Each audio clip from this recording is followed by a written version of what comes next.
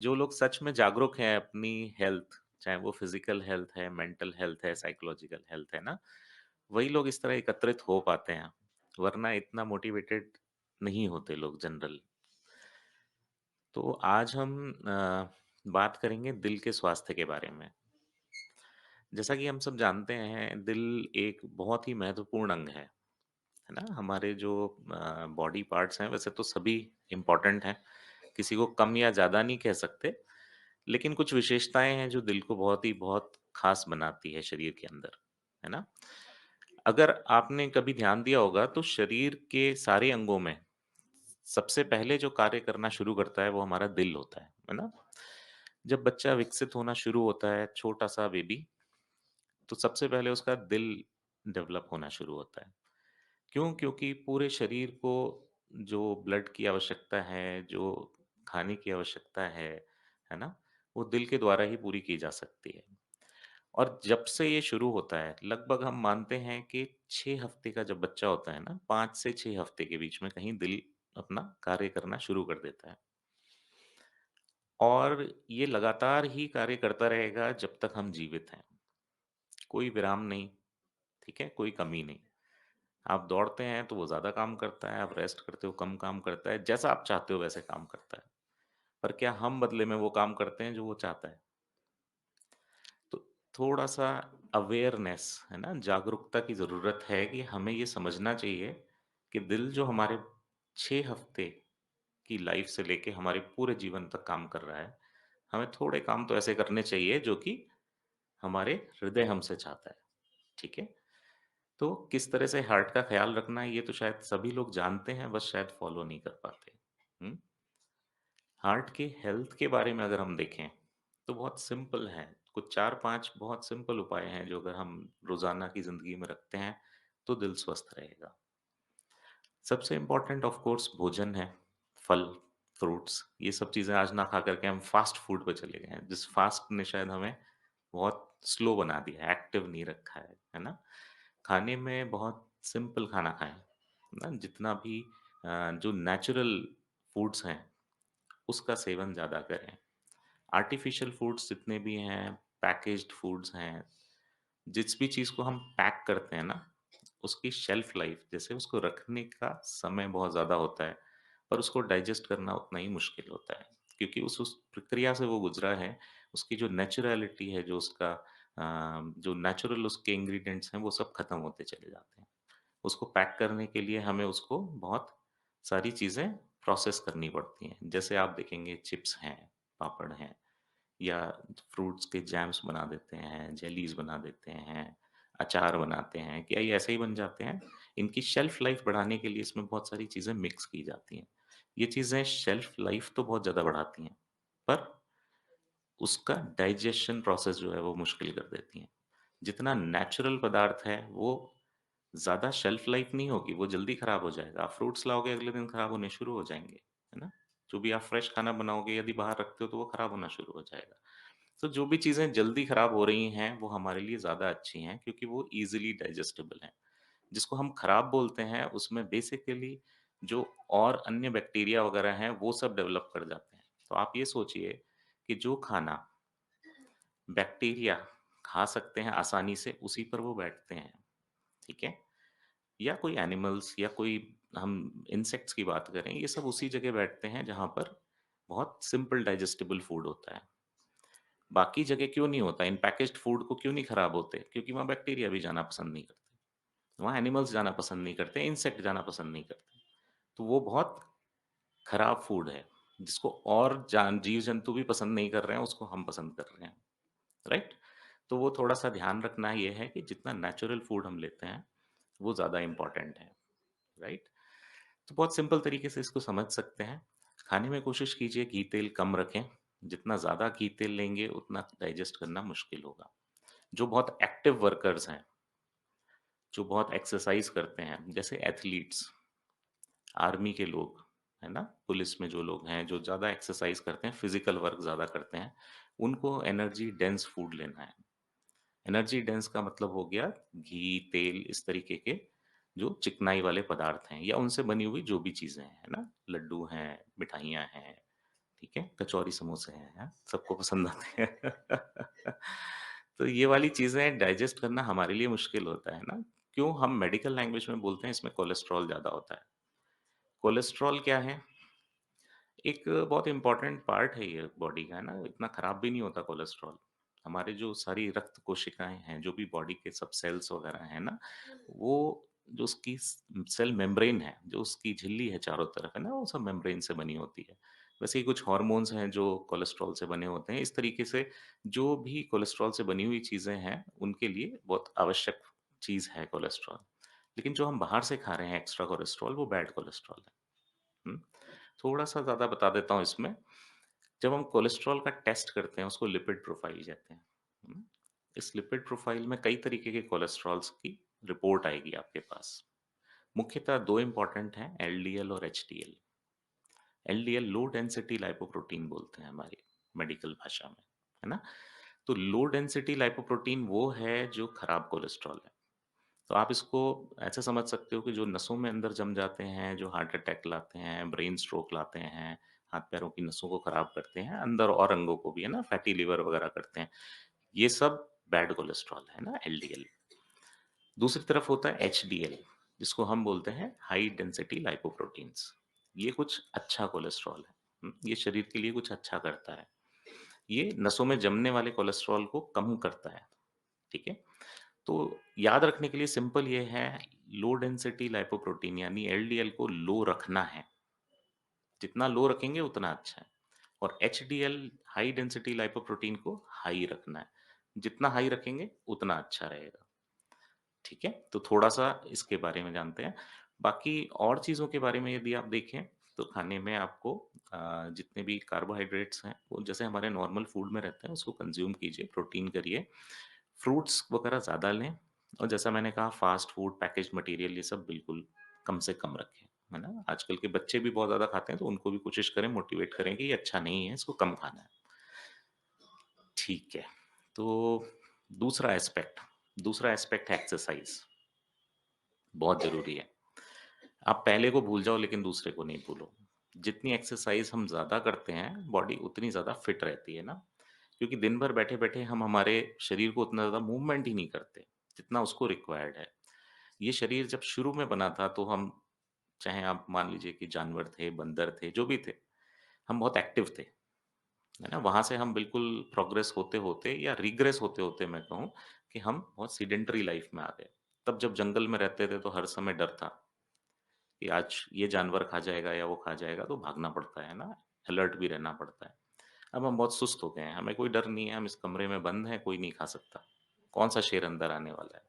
तो ना कोई डर है, ना एक्टिविटी है, ठीक है? बट आपको इस चीज़ के लिए मैं सिर्फ़ इसलिए बता रहा हूँ क्योंकि उस एक्टिविटी लेवल से आज हम यहाँ आ गए क्योंकि मैं ज़्यादातर लोगों से मैं बात करता हूँ ना, डेली इतने सारे पेशेंट्स हम मिलते हैं, देखते हैं, तो उनका कहना होता है मैं तो दिन भर काम करती रहती हूँ, सारा घर का काम मैं ही करती हूँ। या मैं तो 10 बार बाज़ार के चक्कर लगा लेता हूँ। मेरा फ़ील्ड वर्क है, मैं काफ़ी काम कर लेता हूँ। लेकिन ये उतना सफ़िशिएंट नहीं है, ठीक है? आपका जो मापने का पैमाना है, वो छोटा है। यहाँ पर एक्टिविटी लेवल उतना नहीं है, जितना हम फूड इनटेक कर रहे हैं। उसको पचाने के लिए भी हमें बहुत एक्सरसाइज़ की ज़रूरत होती है। तो अपनी तरफ से आप जितना ज़्यादा एक्टिव रहेंगे, उतना अच्छा है, ठीक है? मोटापा कम रहेगा, उससे रिलेटेड बीमारियाँ कम रहेंगी। एक्टिविटी बहुत ज़रूरी है। अब ये एक्टिविटी करनी कैसे है? एक्टिविटी के लिए आप जो भी करना चाहें वो कर सकते हैं। एक सिंपल वॉक भी काफ़ी होती है ना, जितना आपकी लिमिटेशंस हैं। सभी लोग फिज़िकली उतने फिट नहीं होते। उम्र के साथ-साथ, ऐज के साथ-साथ भी फिटनेस कम होती है। उसको फिट रखने के लिए आप जितना चलेंगे उतना अच्छा है। हो सके थोड़ा ब्रिस्क वॉकिंग करिए, ठीक है? आधे घंटे लगभग थोड़ा फ़ास्ट चलना है। तेज़ चलेंगे तो शरीर के सारे अंगों को एनर्जी रहेगी। जैसा अभी बताया ना कि शरीर गरम हो जाएगा क्लैपिंग करने से, नहीं? तो थोड़ी-सी गर्मी आएगी, आपके सारे अंग खुशी महसूस करेंगे। दूसरा है कि अगर आप एक्टिविटी लेवल को बढ़ा सकते हैं, तो थोड़ा जॉगिंग, रनिंग भी करिए। चाहे वो भले ही 2 मिनट, 5 मिनट का हो, है ना? जो लोग कर सकते हैं, ज़बरदस्ती नहीं है। अगर कोई बीमारी नहीं है, जैसे स्पाइन की बीमारी नहीं है, घुटनों की बीमारी नहीं है ना? कमर की या किसी अन्य प्रकार की कोई चोट नहीं है, आप समर्थ हैं, तो ज़रूर करिए। लेकिन कोशिश कीजिए कि जिस लेवल तक आप कर सकते हो, एक्टिविटी लेवल को बनाए रखें। यदि काम ऐसा है कि दिन भर बैठे-बैठे करना है, तो थोड़ा-सा टाइम निकालें अपने लिए, सुबह-शाम निकालिए, आधा-आधा घंटा, ज़्यादा नहीं चाहिए। 24 में से सिर्फ़ 1 घंटा या इवन आधा घंटा भी बहुत है। यदि आप 7 दिनों में से 6 दिन में भी आधा घंटा निकालते हैं, 35 मिनट्स, तो ये प्रूवन स्टडीज़ हैं कि उससे हमें बहुत लाभ मिलता है और हार्ट की और बाकी डिज़ीज़ेज़ कम हो जाती हैं। एक्टिविटी लेवल्स में और करने के लिए हमारे पास योग बहुत अच्छा है, ठीक है? जो लोग मूवमेंट्स कम कर सकते हैं, जिनके घुटनों में प्रॉब्लम है, वो बैठ के, लेट के या खड़े होकर जैसा भी एक्सरसाइज करेंगे, वो अच्छा रहेगा। तो आप योगा की मदद से अगर आप बहुत मोबाइल नहीं हैं, बहुत एक्टिव नहीं हैं, चल नहीं पाते हैं, तो भी अपने शरीर को फिट रख सकते हैं। एंड ऑब्वियसली मेडिटेशन और योगा हमारी लाइफ में बहुत इम्पोर्टेंट है। आप सभी लोग जानते हैं, शायद मुझसे भी ज़्यादा ये आप लोग करते होंगे। तो ये चीज़ का ध्यान रखेंगे। नेक्स्ट इम्पोर्टेंट टॉपिक है स्ट्रेस। आजकल वर्क लाइफ, फैमिली लाइफ, इन सब में तनाव बहुत ज़्यादा है। इतना स्ट्रेस क्यों लेना है, सबसे बड़ी बात है, ठीक है? जीवन में स्ट्रेस का कोई बेनिफिट कहीं नहीं देखा गया। आपके जो खुद के एक्सपीरियंस में भी आपने देखा होगा, जब आप स्ट्रेस्ड होते हो तो ज़्यादा अच्छा परफ़ॉर्म नहीं करते। चाहे वो पढ़ाई में है, चाहे वो स्पोर्ट्स में है, चाहे किसी एक्टिविटी में है या आपके प्रोफ़ेशन में है या आपके पारिवारिक समाज में है, कहीं पर भी। आप जहाँ स्ट्रेसफुल होते हो, वहाँ आप अच्छा परफ़ॉर्म नहीं कर सकते। आपको रिलैक्स्ड रहना ज़रूरी है। तनाव सबका अपना अलग-अलग तरीका मतलब कारण हो सकता है। किसी को शायद फैमिली की वज़ह से तनाव होगा, किसी को वर्क की वज़ह से तनाव होगा और आपके अपने-अपने ही तरीके होंगे उसको सॉल्व करने के लिए। इसमें कोई रामबाण नहीं है कि ये तनाव हुआ और ये टैबलेट ले ली, ठीक है? टैबलेट्स मेरे पास बहुत हैं, लेकिन आज मैं किसी बीमारी के बारे में बात नहीं कर रहा हूँ। क्योंकि दिन भर हम पेशेंट देखते हैं, बीमारी की ही बात करते हैं, है ना? कुछ हेल्थ के लिए बात करनी है, ताकि हम प्रिवेंशन के ऊपर ज़्यादा काम करें रादर देन क्योर के ऊपर। कहते हैं ना, prevention is better than cure. अगर हम किसी चीज़ को प्रिवेंट कर सकते हैं, तो वो ज़्यादा अच्छा है बजाय क्योर करने के, है ना? बीमारी होने से पहले ही नहीं हमें एक्ट करना चाहिए।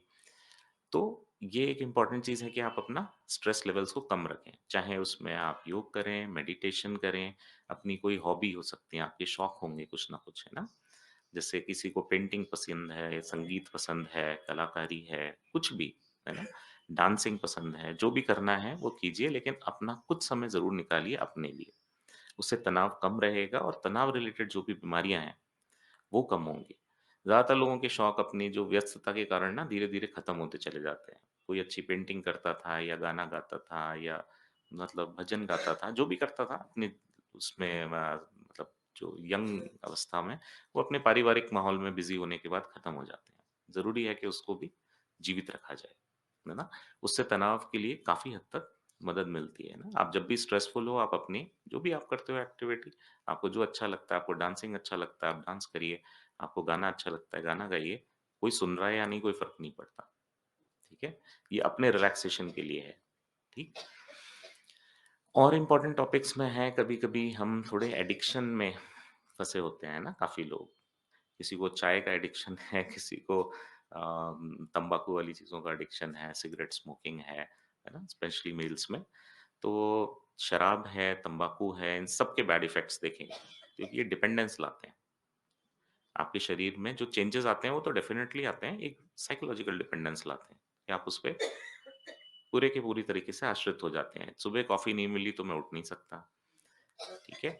या बाद में नाइट में मुझे एन्जॉय करने के लिए स्मोक करना है, ड्रिंक करना है, जो भी करना है, तो इन चीज़ों से, नशीले पदार्थों से जितना दूर रहेंगे उतना बढ़िया। ये एक इम्पॉर्टेंट चीज़ हो गई। फाइनली मैं कहूँगा कि कुछ लोगों को जो पहले से बीमारियाँ हैं, यहाँ पे काफ़ी लोग आप लोग होंगे जिनको पहले से कुछ ना कुछ होगा, है ना? जैसे मान लो किसी को ब्लड प्रेशर है, कोलेस्ट्रॉल है, शुगर है या आर्थराइटिस है या जो भी है, इसके लिए जो दवाइयाँ ले रही हैं, उसको थोड़ा-सा कोशिश करें कि नियमित रूप से लें। हम कई बार अपने बाकी चीज़ों में दिनचर्या में तो नियमित रहते हैं, लेकिन दवा या एक्सरसाइज़ या जो भी डॉक्टर ने प्रिस्क्राइब किया हुआ है ना, फिज़ियोथेरेपी, दवाइयाँ, एक्सरसाइज़, उस सब में अनियमित हो जाते हैं। उसका बहुत ख़्याल रखना है। क्योंकि मतलब आप ये सोचते हैं कि मुझे, जैसे मान लीजिए बीपी का एक एग्ज़ाम्पल ले लेते हैं। मुझे पता चल जाता है मेरा बीपी कब बढ़ता है, आपको नहीं पता चलता है।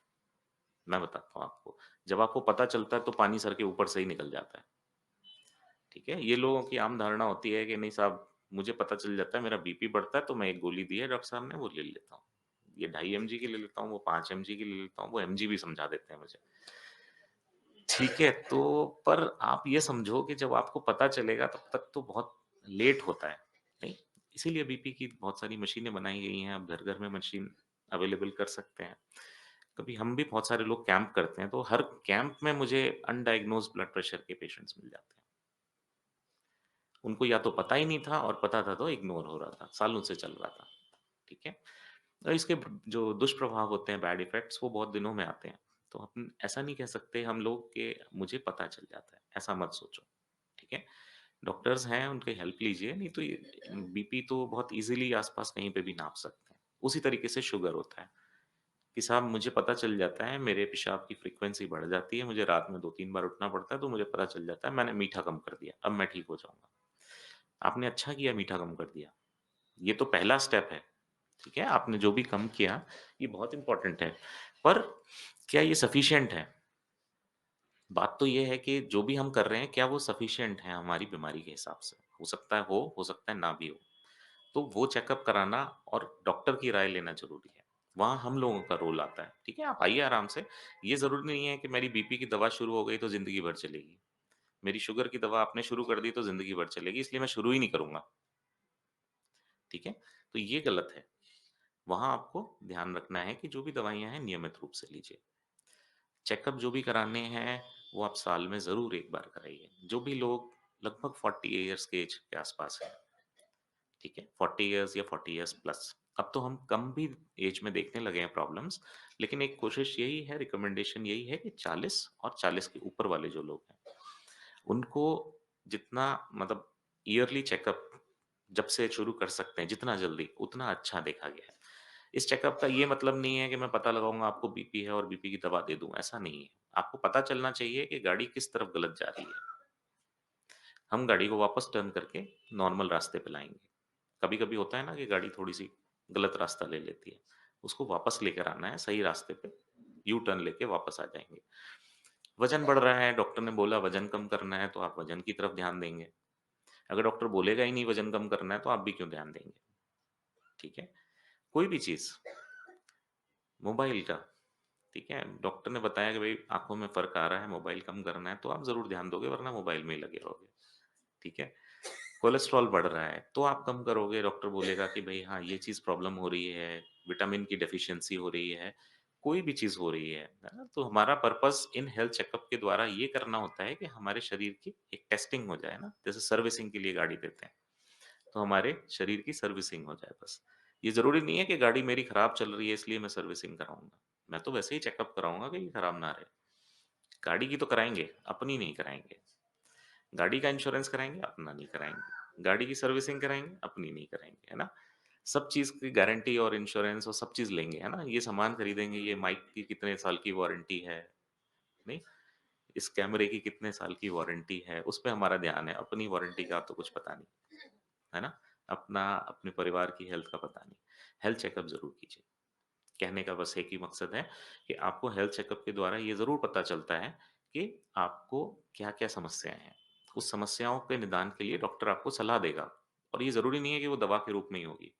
वो एक्सरसाइज़ के रूप में हो सकती है, कुछ विशेष निर्देश जैसे कि ये खाने में कम कर दो या वो बढ़ा दो या एक्सरसाइज़ में ये कम कर दो, वो बढ़ा दो, वो सिंपल तरीके से भी हो सकती है, तो डरना नहीं है। बाई चांस ऐसी प्रॉब्लम निकल ही आती है कि भई कोई है ही है परेशानी, अब हार्ट की प्रॉब्लम निकल रही है, तो क्या करना है? ऑब्वियसली फॉलो करना है। जो डॉक्टर की एडवाइस है उसको फॉलो करना है। वो दवाइयाँ देता है तो दवाइयाँ लेना है या फर्दर टेस्ट के लिए एडवाइस करता है तो वो भी करना है। उसमें भी घबराना नहीं है। डेवलपमेंट इतना ज़्यादा हो गया है अब कि जो पहले ज़माने में बीमारियाँ पता ही नहीं चलती थी, उनको हम बहुत अर्ली स्टेज में पकड़ते हैं, पहले ट्रीटमेंट करते हैं। क्योंकि हार्ट की बीमारियाँ इतनी ज़्यादा बढ़ रही हैं। आप देखोगे बहुत सारे एथलीट्स तक में प्रॉब्लम आने लगी है, यंगस्टर्स में प्रॉब्लम आने लगी है ना? फीमेल्स में पहले ये अर्ली जो यंग फीमेल्स होते हैं ना, उनको प्रॉब्लम कम होती थी हार्ट की, उनमें भी प्रॉब्लम आने लगी है। तो हम देख रहे हैं कि किसी वर्ग को अब छोड़ा नहीं है हार्ट की प्रॉब्लम्स ने और उसका मुख्यतः कारण यही है कि हमारी जीवन शैली खराब है। हमारे पास ट्रीटमेंट के सेशंस बहुत सारे होते हैं, प्रिवेंटिव हेल्थ पे कोई बात ही नहीं होती। तो ये ज़रूरी है कि आपस में बात कीजिए, कोई समस्या है उससे भी बात कीजिए, डॉक्टर से भी बात कीजिए, आपस के अपने ये इतना अच्छा ग्रुप है यहाँ पे ना, सभी लोगों का इतना लगाव है, तो आपस में बात कीजिए और डॉक्टर्स की भी हेल्प लीजिए, ठीक है? अगर कभी मतलब थोड़ा-सा मैं डिटेल में चला जाता हूँ हार्ट के लिए स्पेशली क्योंकि मैं यहाँ आया हूँ और हार्ट का हमारा काम ही रहा है बहुत मतलब टीम हमारी मणिपाल हॉस्पिटल में है। एंजियोग्राफी वगैरह और इस तरह के कुछ एडवांस टेस्ट आपको डॉक्टर कभी-कभी रिकमेंड करते हैं ना कि मैंने एंजियोग्राफी करानी है। तो एंजियोग्राफी सिंपल टेस्ट ही होता है ना? जिसमें हार्ट की नसों को चेक करते हैं, कोई नसें बंद तो नहीं है। अगर नसों में कहीं ब्लॉकेज आ रहा है, तो उसका ट्रीटमेंट करना ज़रूरी है। चेक करने की प्रक्रिया बहुत सिंपल ही होती है ना, एंजियोग्राफी कोई बहुत बड़ा टेस्ट नहीं है, बट इसके द्वारा आपको जो इन्फॉर्मेशन मिलती है वो बहुत इम्पोर्टेंट है, कि भाई ब्लॉकेज है या नहीं है, थोड़ा-सा है या ज़्यादा है, एक जगह है, कई जगह है ना? उसके नि मतलब बेसिस पर उसके आधार पे ये निर्णय लिया जाता है कि फर्दर ट्रीटमेंट हम हार्ट की प्रॉब्लम्स का क्या करेंगे? क्या ये दवाइयों से चल सकता है या नहीं? या फिर इसको एंजियोप्लास्टी, स्टेंटिंग या बाईपास कुछ ज़रूरत है या नहीं? ठीक है? तो हार्ट की एंजियोग्राफी सिंपल सा टेस्ट है। इसको कराने में हिचकना नहीं है यदि प्रॉब्लम आ रही है तो, वाक़ई में। कई बार डॉक्टर्स आपको एडवाइस करेंगे कि भई एंजियोग्राफी के बाद एंजियोप्लास्टी करना है ना?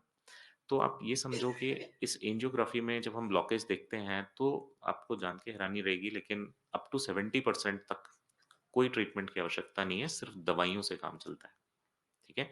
वो भी बहुत सिंपल खून पतला करने की दवाइयाँ हैं या कोलेस्ट्रॉल की दवाइयाँ हैं। उन चीज़ों को रेगुलेट करें तो फिर अप टू 70% ब्लॉकेज जो हैं हार्ट के, ना जो 70% तक नस बंद हो रही है, उसको भी कंट्रोल किया जा सकता है। पर बात अगर 70% के ऊपर चली जाती है 80%, 90%, 100% बंद हो गई है, तब जाकर के आगे के ट्रीटमेंट की ज़रूरत होती है जो एंजियोप्लास्टी या बाईपास करके कर सकते हैं। तो इसमें भी मतलब बहुत सारे एडवांसमेंट आ गए हैं जो पहले मतलब बड़े-बड़े चीरे लगते थे या बड़े कट मतलब चीर-फाड़ के द्वारा ये सब ट्रीटमेंट्स होते थे, अब बहुत आसानी से किए जा सकते हैं। तो अपने डॉक्टर से ये भी डिस्कस कर सकते हैं। एक चीज़ है कि मैं चाहूँगा आप लोगों के जो सवाल हो ना, वो भी आप मुझसे पूछ सकते हैं, है ना? क्योंकि ये एक तरह से मैं मेरे विचार आपके सामने रख रहा हूँ जो भी हैं। मैं चाहूँगा कि आप लोग मुझसे क्या क्योंकि हमारे पास जो समय है हम उसको प्रॉपर तरीके से उपयोग तभी कर सकते हैं जब आपके विचारों को मैं जानूँ। आप लोगों में से अगर किसी की हाँ, मैडम बताएँ, आप बताएँ? एंजियोग्राफी की जाँच कैसे होती है? देखिए एंजियोग्राफी 2 तरह से हम कर सकते हैं ना, एक आपने सुना होगा सीटी स्कैन के द्वारा एंजियोग्राफी करते हैं, है ना? सीटी एंजियोग्राफी जिसको बोलते हैं। सीटी एंजियोग्राफी में ज़्यादा कुछ नहीं, नस में जैसे ड्रिप चढ़ाते हैं ना, उसी तरीके से वो कुछ दवाई देते हैं, जो हमारे शरीर की नसों में फैल जाती है, ठीक है? और वो सीटी स्कैन के द्वारा जैसे ब्रेन का होता है, हार्ट लंग्स का होता है, हाथ-पैरों के सीटी स्कैन होते हैं, वैसे ही सीटी स्कैन की एक फ़िल्म आ जाती है और हमें उन नसों की पिक्चर तस्वीर मिल जाती है कि भई यहाँ पर ब्लॉकेज है या नहीं। बहुत ही सिंपल टेस्ट है। दूसरा तरीका है हमारा कन्वेंशनल एंजियोग्राफी जो कि डॉक्टर्स खुद ही करते हैं, है ना? कार्डियोलॉजिस्ट जो लोग रहते हैं, मेरी तरह जो हृदय रोग विशेषज्ञ हैं, वो लोग करते हैं। इसमें बेसिकली एक हाथ या पैर की नस के द्वारा तार डालते हैं, क्योंकि सारी नसें हार्ट से कनेक्टेड हैं। भई कहाँ से आ रही हैं? सारी नसें तो हार्ट से ही निकल रही हैं, है ना? ये सारी ब्रांचेज़ हैं एक तरह से। हम किसी भी ब्रांच को लेकर के अगर पहुँचेंगे तो हम हार्ट तक पहुँच सकते हैं। तो इसका फ़ायदा हम एंजियोग्राफी टेस्ट में लेते हैं, है ना? किसी भी एक नस में जिनको हम आर्टरीज़ बोलते हैं, है ना? उस नस में हम वायर डाल करके हार्ट तक पहुँच सकते हैं। हार्ट में डायरेक्टली पहुँच करके वहाँ पर कुछ छोटी-सी दवाई जो 2-3 एमएल के करीब रहती है, वो इंजेक्ट करते हैं। इंजेक्ट करने से हमें दिखता है कि अंदर वो खून का बहाव है या नहीं। यदि कहीं ब्लॉकेज होगा तो आपके द्वारा दी गई दवाई उससे आगे नहीं जाएगी। सिंपल तरीका है, कॉन्सेप्ट बिल्कुल सिंपल है। आपने दवाई दी, आपने देखा कि यहाँ तक ब्लड जा रहा है, उसके आगे ब्लड ही नहीं जा रहा, तो 100% बंद है। आपको दिख रहा है यहाँ से यहाँ तक जा रहा है, उसके आगे कम जा रहा है ना? पतली दिख रही है नस। तो वहाँ पे जितने भी परसेंट होगा डॉक्टर्स बताएँगे आपको कि कितने परसेंट ब्लॉकेज है। टेक्निक्स पहले केवल पैर के द्वारा ही करते थे क्योंकि जो भी हमारे सामान हार्डवेयर जिसको हम बोलते हैं ना, वो सारी जो इंजेक्शंस थे या वो पाइप्स थे या वायर्स थे, वो काफ़ी मोटे हुआ करते थे, तो हम पैर की नसों के द्वारा एंजियोग्राफी किया करते थे। अब पतली नसें जैसे हाथ की नसें हैं, इसके द्वारा ही ज़्यादातर प्रोसीजर्स को कंप्लीट किया जाता है। ठीक है? इस नींद से भी कोई संबंध है? नींद का संबंध किससे? कम हो ज़्यादा यानी ज़्यादा सो रहे हैं, कम सो रहे हैं, इसका भी कुछ संबंध है? स्वास्थ्य पर? ऐसा कुछ नहीं है, देखिए रिलैक्स होना ज़रूरी है। नींद का पर्पस क्या है एक्चुअली? नींद का पर्पस सिंपल सा इतना है कि जो आप दिन भर में जो थकान महसूस करते हैं, है ना? इसको अगर आप मेडिकली देखेंगे तो आपकी बॉडी में बहुत सारे केमिकल्स बन जाते हैं, ठीक है? जिससे एनर्जी डाउन हो जाएगी। जैसे एक मोबाइल फ़ोन है ना? बहुत टाइम तक यूज़ करोगे तो बैटरी डिस्चार्ज हो जाएगी, वापस चार्जिंग पॉइंट में लगा दिया। नींद एक तरीके की चार्जिंग है, ठीक है? नए मोबाइल होंगे तो जल्दी चार्ज हो जाएँगे, है ना? अच्छी वर्किंग कंडीशन में होंगे, जो कम कंज़्यूम करेंगे, वो जल्दी चार्ज हो जाएँगे। उनकी नींद की आवश्यकता कम होगी, राइट? तो जितना इफ़ेक्टिव बॉडी होगी, उसकी रिक्वायरमेंट नींद की उतनी कम होगी। और जो ज़्यादा वियर आउट होंगे, जो ज़्यादा यूज़ हो रहे हैं या ज़्यादा मतलब ठीक से यूज़ नहीं हो रहे हैं, बहुत खराब मॉडल हो गए हैं एक तरह से ये कहें, है ना? उनकी रिक्वायरमेंट ज़्यादा हो जाएगी। जैसे हम देखते हैं ना, ज़्यादा एनर्जी एफिशिएंट चीज़ें आ गई हैं। लाइट्स जो हैं वो एलईडी आ गई हैं, पावर कम कंज़्यूम करती हैं, लाइट ज़्यादा देती हैं, ठीक है? तो हमें भी अपग्रेड होना है। पहले वाली ट्यूबलाइट की जगह एलईडी बनना है, तो आपको नींद की आवश्यकता कम हो जाएगी। नींद की आवश्यकता हर किसी की अलग-अलग होती है। इसमें ये नहीं सोचना है कि 6 घंटे एक ऑप्टिमम टाइम है ना? उचित समय कुछ नहीं है। हाँ, साइलेंट अटैक इम्पोर्टेंट है। देखिए, काफ़ी सारे लोग जो मतलब जैसे हार्ट का आप कैसे समझते हो? हार्ट अटैक आ गया तो क्या होगा? आपको लगता है बहुत तेज़ दर्द होगा, पसीना आ जाएगा, घबराहट हो जाएगी या फिर हो सकता है पेशेंट कोलैप्स ही कर जाएगा, है ना? कुछ इस तरीके के लक्षण आएँगे। ये ज़रूरी नहीं है कि ये सारे लक्षण उसी तरीके से आएँ, ठीक है? ये अपना रूप बदल के भी आते हैं। इनका स्वरूप दूसरा भी हो सकता है। जैसे मुझे कुछ ठीक नहीं लग रहा है, ठीक है? मुझे आज कुछ ठीक नहीं लग रहा है। क्या हुआ है? पता नहीं, पर मुझे आज ठीक नहीं लग रहा है। आप बीपी में देखेंगे फ्लक्चुएशंस आ रहे हैं, किसी का बीपी बहुत ज़्यादा हो रहा है, कम हो रहा है ना? या मुझे कुछ एटिपिकल सा दर्द हो रहा है। एटिपिकल पेन का मतलब हो गया कि जैसा चेस्ट पेन होना चाहिए था, वैसा नहीं है। मेरे हाथ में दर्द हो रहा है, मेरे बैक में दर्द हो रहा है, गर्दन में दर्द है, दाँतों में दर्द है ना? ये सारे एरियाज़ में अगर दर्द है, तो वो हार्ट अटैक का भी दर्द हो सकता है। रिमेंबर मैं कह रहा हूँ हार्ट अटैक का दर्द भी हो सकता है, ही नहीं हो सकता है, ठीक है? ये ज़रूरी नहीं है कि हार्ट अटैक का ही दर्द है, बट एक हार्ट की संभावना हो सकती है।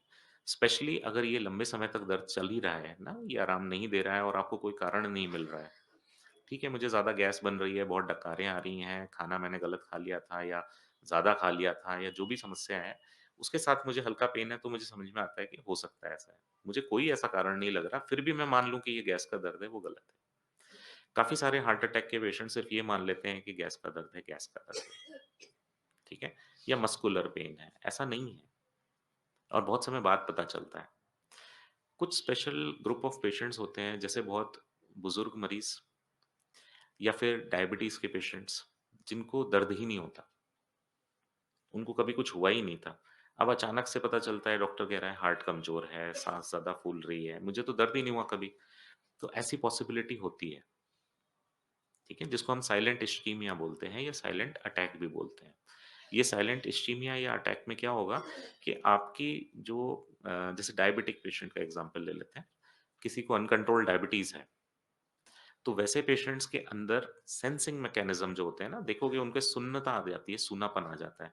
हाथों में, पैरों में, जगह-जगह उनके सूनापन रहता है। वैसा ही सूनापन शरीर के सारे सेंसरी मैकेनिज़्म्स में हो जाता है। तो उनको नॉर्मल जो एक पेन होना चाहिए था या घबराहट या जो भी सिम्पटम होने चाहिए थे, वो होते ही नहीं, ठीक है? ऐसे पेशेंट्स को बहुत इम्पोर्टेंट है कि वो रेगुलर चेकअप कराते रहें, है ना? ताकि हमें जल्दी पता चले कि उनको संभावना तो नहीं है। इसीलिए हम कई बार ऐसे पेशेंट्स को बोलते हैं कि आप अपने चेकअप करवाते रहिए। जैसे डायबिटिक फुट एक एंटिटी हम मानते हैं बीमारी है। उसमें क्या होगा, पैरों का सूनापन की वजह से पेशेंट को पता ही नहीं चलता पैर में चोट कब लग रही है। पैर में कोई काँटा चुभ गया पता ही नहीं था, क्योंकि पेन है ही नहीं। बाद में पता चला कि वो घाव का रूप ले लिया उसने या कहीं पे हल्का-सा कट गया था पैर में। उसको लगा ठीक हो गया होगा, लेकिन दर्द ही नहीं हो रहा, तो वो पता ही नहीं चला और वो कब इन्फेक्शन हो गया हमें पता ही नहीं है। तो वैसे पेशेंट्स को हम क्या कहते हैं, आप अपने पैर को रोज़ साफ कीजिए, रोज़ सूखा मतलब उनको अच्छे से धो करके सुखाइए, देखिए कहीं कोई कट्स वगैरह तो नहीं है। हैं तो पहले से ध्यान रखिए, ठीक है? वैसे ही सेंसरी मैकेनिज़्म नहीं होने की वजह से हार्ट की भी इश्यूज़ हो सकते हैं। तो वैसे पेशेंट्स को हार्ट के भी चेकअप बीच-बीच में कराते रहना है। चाहे वो 6 महीने से 1 साल के अंतराल पे बीच-बीच में ना कराते रहिए, ठीक है?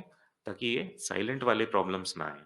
साइलेंटली पैर में कुछ हो ना जाए, साइलेंटली हार्ट में कुछ हो ना जाए, ठीक है? तो ये डायबिटीज़ वाले पेशेंट्स के लिए है। या बहुत एल्डरली पेशेंट्स होते हैं जो अपनी बात को ठीक से कह नहीं पाते। सीवीए के पेशेंट्स होते हैं जिनको पहले ना ब्रेन स्ट्रोक आ चुका है, उनका ब्रेन उतना आज एक्टिव नहीं है। तो वो अपनी बात को ना तो पूरा सेंस कर पाते हैं, ना उसको पूरी तरह से रिस्पॉन्स कर पाते हैं, ना अपनी बात को दूसरे से शेयर कर पाते हैं, ना वो बात पूरी कर ही नहीं पाते। तो वो कैसे आपको बताएँगे कि उनको दर्द हो रहा है या नहीं हो रहा है ना? वो तो साइलेंटली अटैक आते रहेंगे। उनका भी चेकअप आपको कराना ज़रूरी है।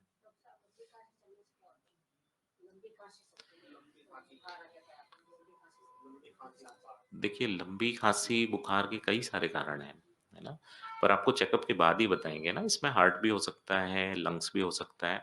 मुख्यतः लंग्स के कारण ही होता है जिसमें एक ट्यूबरकुलोसिस वगैरह इम्पोर्टेंट वो है, इन्फेक्शन है ना? टीबी के कई बार बहुत लंबे समय तक भी बुखार रहता है, बहुत लंबे समय तक खाँसी रहती है, तो उसके लिए भी चेकअप कराना है। कुछ लोगों को बार-बार इन्फेक्शन होते रहते हैं, सिंपल दमा की बीमारी होती है, अस्थमा वगैरह होता है। उसकी वजह से भी कई बार ऐसा होता है कि साँस फूलती रहती है, खाँसी आती रहती है और बीच-बीच में बुखार आ सकता है इन्फेक्शन के साथ। हार्ट के भी कभी-कभी हार्ट फेलियर वाले पेशेंट्स होते हैं जिनको सिर्फ़ खाँसी आती है ना? लेटते हैं तो ख़ास तौर से ज़्यादा खाँसी आती है, बैठते हैं तो खाँसी कम आती है। तो हार्ट के जो सिम्पटम्स होते हैं, हार्ट फेलियर वाले सिम्पटम्स है ना, जिनका हार्ट कमज़ोर है, उनको हार्ट फेलियर के सिम्पटम्स हो सकते हैं। शरीर में सूजन रहना, लेटने पे खाँसी आना, तो ये इस तरीके के भी पेशेंट्स आते हैं जिनको पता ही नहीं कि भई क्या प्रॉब्लम है। तो एक अच्छा फिज़िशियन अच्छे से डायग्नोज़ कर सकता है आपके लिए ना। और किसी की कोई क्वेरी? कोलेस्ट्रॉल हाँ, देखिए बीपी और कोलेस्ट्रॉल बीपी, शुगर, कोलेस्ट्रॉल ये 3 परेशानियाँ हैं हमारे जीवन में आज के टाइम में, ठीक है? तीनों को ही नापना ज़रूरी है ना, बीपी को, शुगर को और कोलेस्ट्रॉल को। ये डिपेंड करता है, देखिए अगर आपका पुराना टेस्ट जैसे आज हमने एक चेकअप कराया, वो बिल्कुल नॉर्मल आ रहा है, मेरा बीपी भी नॉर्मल है, शुगर भी नॉर्मल है, कोलेस्ट्रॉल भी नॉर्मल है। तो कम से कम 1 साल में 1 बार कोलेस्ट्रॉल और शुगर की जाँच तो करनी ही करनी है। बेस्ट होता है कि आप 6 मंथली कर पाएँ, ठीक है?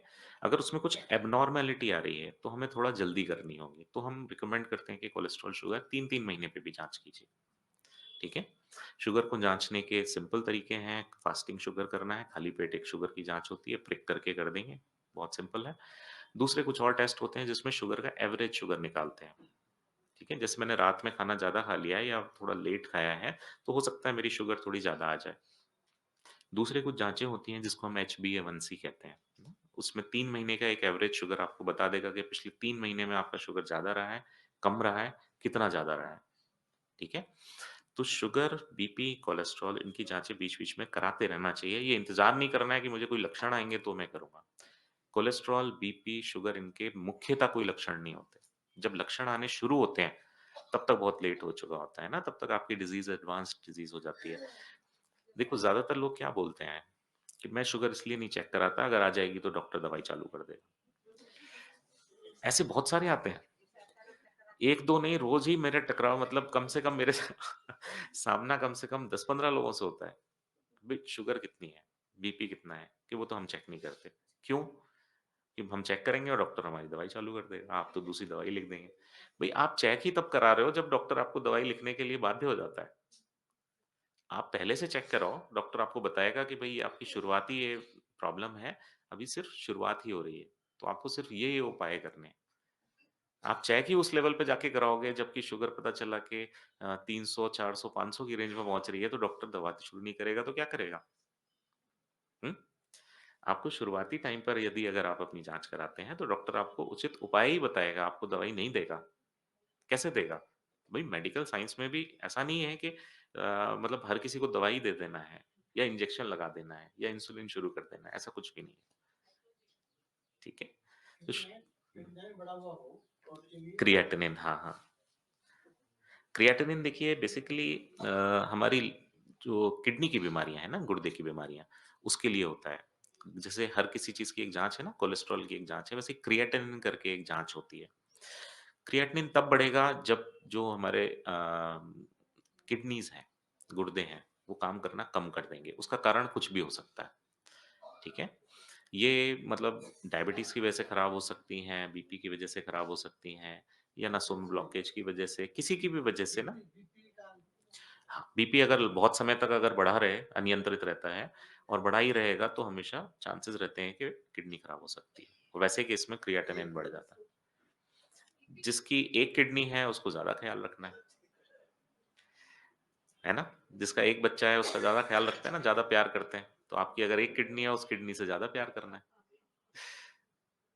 ठीक है? तो उसमें क्योंकि देखिए कुछ भी रिस्क नहीं ले सकते ना, थोड़ा-सा भी रिस्क होगा तो उसमें ज़्यादा प्रॉब्लम आने के चांसेस हैं। तो ब्लॉकेज ओपन करना है। बैलूनिंग के द्वारा होते हैं ये प्रोसीजर्स हम लोग करते हैं, है ना? यही मैं कह रहा हूँ कि आप उस पे आ जाओगे, है ना? ये चीज़ आप सोचो कि अच्छा अच्छा आप ये सोचो कि आपके पास क्या ऑप्शन है? आपके पास ऑप्शन क्या है? जो समस्या है वही तो समाधान करना है ना? हमारे पास ऑप्शन क्या है?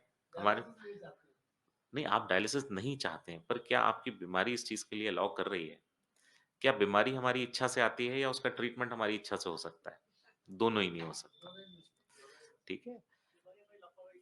हाँ, तो एक बार जब बीमारी आ जाती है वो हमारे कहने से नहीं आती। मान लीजिए कोविड आ गया, मुझे तो भई बाहर ही घूमना है, नहीं पॉसिबल है। मुझे मास्क नहीं लगाना है, नहीं पॉसिबल है, ठीक है? बीमारी हमारे बुलावे पे कभी नहीं आती और ज़्यादातर तभी आती है जब आप ऑलरेडी परेशान होते हो। या तो खुद स्ट्रेस में होते हो, ओवरवर्क्ड होते हो, बहुत सारी समस्याएँ होती हैं ना, फाइनेंशियल ट्रबल में होते हो, है ना? सब तरीके की समस्याओं में होते हो और तभी बीमारी भी आ पड़ती है, ठीक है? तो चाहे वो बीमारी का आना है या उसका इलाज कराना है, ये दोनों हमारी इच्छा से नहीं होता है, ये हमें मानना पड़ता है। और पहली स्टेप इसमें यही है कि हमें मानना है कि बीमारी है, ठीक है? ज़्यादातर लोग तो अरे नहीं बीपी इतना तो नॉर्मल रहता है, मेरी तो उम्र ही ज़्यादा है 160-70 तो उम्र में हो ही जाता है, छोड़ो। मानते ही नहीं, एक्सेप्टेंस ही नहीं है, तो आगे का ट्रीटमेंट कैसे होगा? यदि हम समस्या को एक्सेप्ट नहीं करेंगे तो उसका समाधान नहीं हो सकता, चाहे वो बीमारी हो, चाहे कोई अन्य समस्या हो।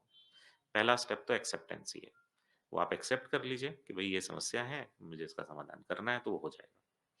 चाहे किसी भी तरीके से हो, चाहे दवाइयों के रूप में हो, चाहे डायलिसिस के रूप में हो ना, किडनी में अगर समस्या है और उसको ठीक करना है, तो आपको करना ही पड़ेगा ना, नहीं? अगर मान लीजिए जैसे हार्ट है, हार्ट में कोई समस्या है तो आपको ठीक कराना ही पड़ेगा। जैसे आपकी गाड़ी है, उसका इंजन खराब है, भई हमारे हार्ट हमारा इंजन ही है एक तरह से। इंजन खराब है तो क्या करोगे? भई कराओ ठीक, पहले वो रिपेयर करेगा, नहीं होगा तो रिप्लेस करेगा। अब हमारे साथ प्रॉब्लम ये है कि रिप्लेसमेंट यहाँ होता नहीं, रिप्लेसमेंट तो उधर ही होता है, ठीक है? रिप्लेसमेंट की व्यवस्था ही नहीं है, हम तो रिपेयर से ही काम चलाना है, ठीक है? तो हमें जल्दी काम करना है, रिप्लेसमेंट वाली नौबत नहीं है। डायलिसिस एक तरह से ना रीनल रिप्लेसमेंट बोलते हैं। किडनी को हमने जो किडनी का काम है वो किसी और चीज़ को सौंप दिया है, वो हमें बाहर से सफाई करनी पड़ रही है ना? दूसरा चीज़ किडनी ट्रांसप्लांट भी है। आजकल ट्रांसप्लांट की भी पद्धति बहुत अच्छी इम्प्रूव्ड हो गई है। तो जिसको भी मान लीजिए किडनी की मतलब ज़्यादा समस्याएँ हैं, उनको ट्रांसप्लांट पे भी ले जा सकते हैं। ये ज़रूरी नहीं है कि केवल डायलिसिस ही एक ऑप्शन है, ठीक है? लेकिन ये सारी चीज़ें रिपोर्ट के आधार पे होती हैं। जो चीज़ें मैं यहाँ बता रहा हूँ, ये एक बहुत ब्रॉड सा मतलब एक जनरल ओवरव्यू है ना, इसमें एक पर्टिकुलर पर्सन के बारे में नहीं कह सकते। एक ही चीज़ सब पे लागू नहीं होती। एक ही शर्ट हर कोई नहीं पहन सकता, नहीं? या एक ही कपड़े हर किसी के साइज़ में फिट नहीं होंगे, कोई लंबा है, छोटा है ना? इसीलिए डॉक्टर के जो आंसर्स होंगे, वो उसी हिसाब से चेंज होंगे।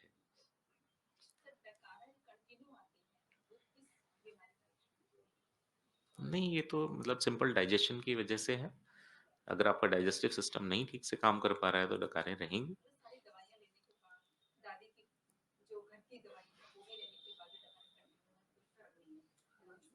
नहीं, ऐसा नहीं है। आप एक बार गैस्ट्रो में जो भी डॉक्टर साहब हैं, उनको दिखाइए।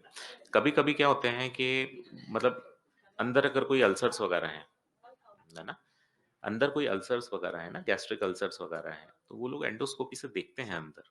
उसकी अलग दवाइयाँ होती हैं, ठीक है? कि कोई खाना हज़म कैसे होगा? अंदर का अगर मतलब अगर आपका जो भी स्टमक वगैरह है, वो सब सही नहीं है, तो डाइजेशन नहीं हो पाएगा, डकारें आएँगी ही आएँगी। वो तो खाना ऊपर ही आएगा वापस।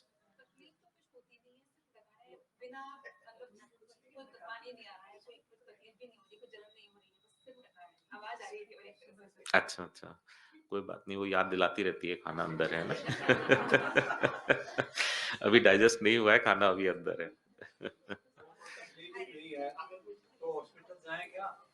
चेकअप कराने के लिए एक बार जाएँ साल में। आप तो कुछ ऐसा कर सकते हैं कि मुझे मेरे जन्म दिवस पे या किसी भी नए साल में या अपनी किसी भी मुख्य दिन पे 1 दिन चेकअप कराना है साल में। नींद ज़्यादा आती है तो सोए रहो आराम से। हाँ। एक्चुअली तो नींद जिसको ज़्यादा आती है वो सुखी है। ज़्यादातर दुखी तो मेरे पास इसलिए आते हैं डॉक्टर साहब रात भर नींद नहीं आती।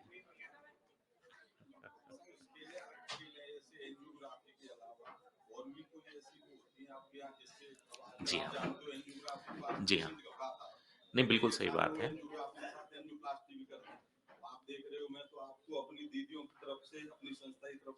जी। बहुत-बहुत धन्यवाद देना चाहता हूँ कि आप इतनी जल्दी और एक इतने बड़े डॉक्टर होते हुए यहाँ पे आपने समय दिया, उसके लिए हमारी पूरी संस्था, दीदियों की तरफ से सब बहुत-बहुत आप लोगों का तो मैं जानता हूँ, 1 घंटा कितने का है, ये सभी भाई-बहनें जानते हैं।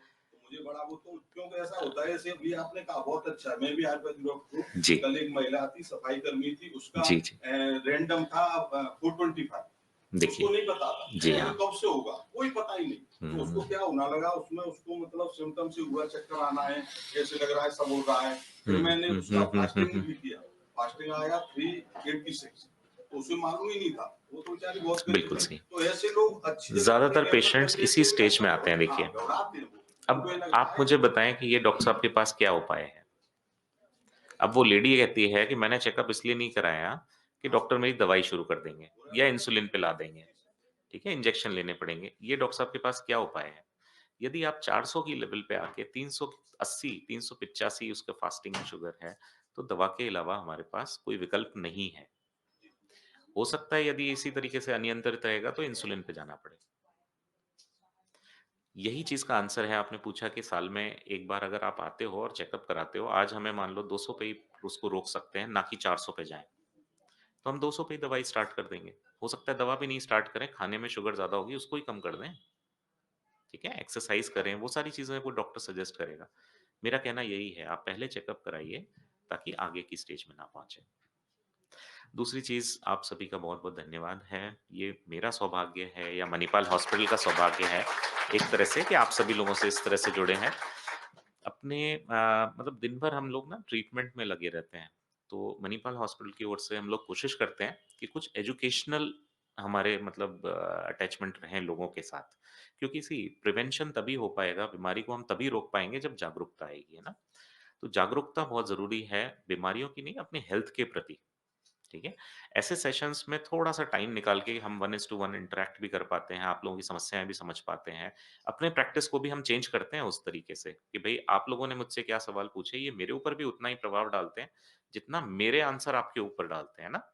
क्योंकि मुझे समझ में आता है कि भई और लोगों की क्या समस्याएँ हैं ना, जैसे किडनी की भाई साहब ने पूछा या किसी ने साइलेंट इस्कीमिया पूछा या सारी चीज़ें हैं। इन चीज़ों को, सवालों को हम हमारे उसमें भी यूज़ करते हैं। ठीक है? तो इस तरीके के सेशंस हम इसलिए ऑर्गेनाइज़ करते हैं या हॉस्पिटल के द्वारा कि भई इससे लोगों के अंदर कुछ लोगों से हम जुड़ पाएँ, उनको समझा पाएँ कि एक्चुअल में प्रॉब्लम कहाँ पे है। ठीक है? क्योंकि ज़्यादातर आज के टाइम में आप देखेंगे एक कुछ वातावरण या एनवायरनमेंट इस तरीके का बन गया है कि डॉक्टर्स ओवर ट्रीटमेंट कर देते हैं या ज़्यादा सर्जरीज़ कर देते हैं या दवाइयाँ ज़्यादा दे देते हैं। ऐसा नहीं है। आप देखोगे ओवरऑल बीमारी ही बढ़ रही है। पहले हार्ट अटैक इतने नहीं होते थे। ठीक है? तो हमें जितने ज़्यादा हार्ट अटैक बढ़ रहे हैं, उससे ज़्यादा हमें जागरूकता बढ़ानी है। तो सिर्फ़ प्रयास इसी ओर है कि लोग ज़्यादा जागरूक रहें और ये जो समस्याएँ जो दिन-प्रतिदिन बढ़ती चली जा रही हैं, उसको हम थोड़ा रोक पाएँ। ठीक है? मैं बहुत थैंकफुल हूँ आप सभी लोग आते हैं यहाँ पे। इस तरीके के और भी सेशंस आप चाहेंगे तो हम जुड़ सकते हैं। आपके कोई विशेष आप लोग आपस में बात करके बता दें कि भई हम इस टॉपिक पे चाहते हैं कि कुछ बातचीत हो जाए, तो वो कर सकते हैं, है ना? तो वो भरत आई थिंक भरत ध्यान रखेंगे इस चीज़ का, है ना? ओम शांति। ओम शांति। बहुत-बहुत धन्यवाद डॉक्टर साहब। हम तो सबको एक ही राय देते हैं, कम खाओ, कम खाओ। 2 वक़्त भोजन कीजिए, खूब आराम से टहलिए, आपको कोई बीमारी नहीं। ठीक है? बिल्कुल, क्रक्स यही है ना? कम खाइए, ज़्यादा चाहिए। तो इसलिए 2 वक़्त भोजन कीजिए, बाकी दिन में काम कीजिए, सवेरे शाम भगवान को याद कीजिए। डॉक्टर साहब आपको हम, क्योंकि आप बैठे हैं इसलिए हम आपको बताते हैं। अभी कोविड का फिर चालू हो रहा प्रोग्राम, पहले भी हुआ 2 साल का। हम यहाँ 30 बहनें रहती हैं। आपको सुन के हैरानी होगी, हमारे यहाँ किसी को कोविड नहीं हुआ पहले।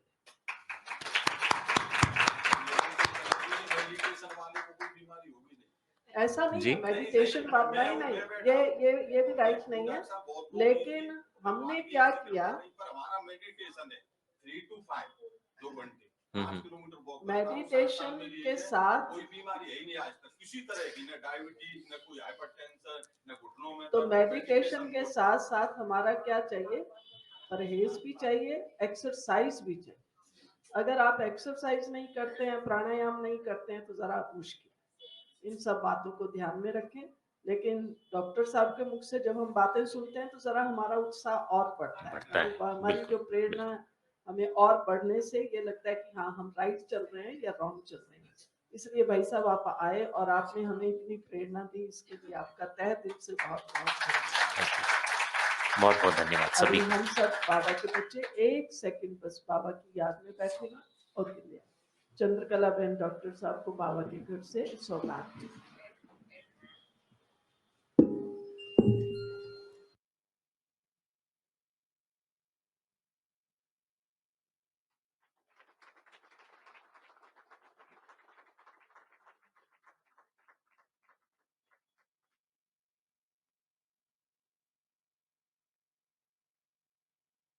एक सेकंड, अब हम सब बाबा की याद में बैठेंगे और फिर क्लास पूरा करेंगे।